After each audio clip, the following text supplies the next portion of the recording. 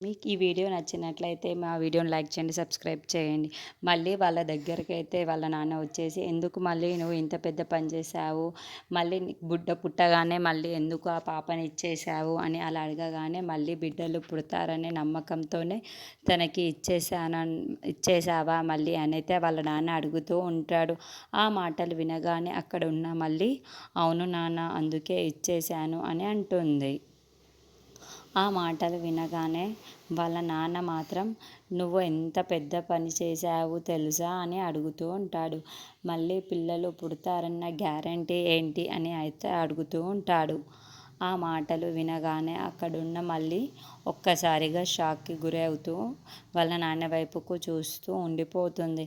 ఇంతలో అక్కడున్న వాళ్ళ నాన్న మాత్రం, అవును నీకు మళ్ళీ పుడతారన్న గ్యారంటీ ఏంటి, మళ్ళీ నీ కడుపులో బిడ్డ పుడుతుందన్న గ్యారంటీ ఉందా, అలా ఉందంటే నువ్వు ఇచ్చినా పర్వాలేదు, మళ్ళీ నీకు బిడ్డలు పుడతారని, నీకు బిడ్డలు పుట్టారో పుట్టకపోరో కానీ అలా జరిగితే ఏం చేస్తావు అని అయితే అడుగుతూ ఉంటాడు. ఆ మాటలు వినగానే అక్కడున్న మళ్ళీ అయితే ఏం మాట్లాడకుండా సైలెంట్గా ఉండిపోతూ ఉంటుంది. ఇంతలో అక్కడ ఉన్న వాళ్ళ నాన్న మాత్రం, నీకు మళ్ళీ బిడ్డలు పుట్టకపోతే పరిస్థితి ఏంటి, నీ కుటుంబ పరిస్థితి ఏంటి, మళ్ళీ నీకు బిడ్డలు పుడతారన్న నమ్మకం ఏంటి, నువ్వు మాలినికి ఇచ్చేస్తానంటావు సరే, తర్వాత నీకు బిడ్డలు పుట్టకపోయినా సరే ఏమైనా జరిగినా ఏం జరుగుతుందో నీకు తెలుస్తుందా అనైతే అనుకుంటూ అడుగుతూ ఉంటాడు. ఆ మాటలు వినగానే అక్కడున్న మళ్ళీ అయితే చాలా బాధపడుతూ ఏడుస్తూ వాళ్ళ నాన్న దగ్గరికి ఉంటుంది.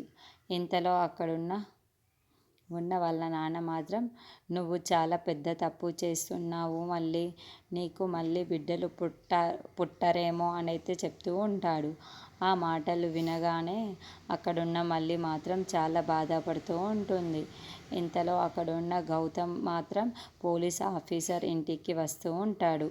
అక్కడ ఉన్న ఉయ్యాలలో ఉన్న బిడ్డను చూస్తూ, నిన్ను ఎలాగైనా ఇక్కడి నుండి తీసుకువెళ్ళిపోతాను, నిన్ను తీసుకువెళ్ళిపోతేనే నా సమస్యలన్నీ పరిష్కారం దొరుకుతుంది అని చెప్పేసి అయితే అనుకుంటూ ఆ పాపనైతే చూస్తూ అక్కడే తీసుకెళ్ళిపోతాడు.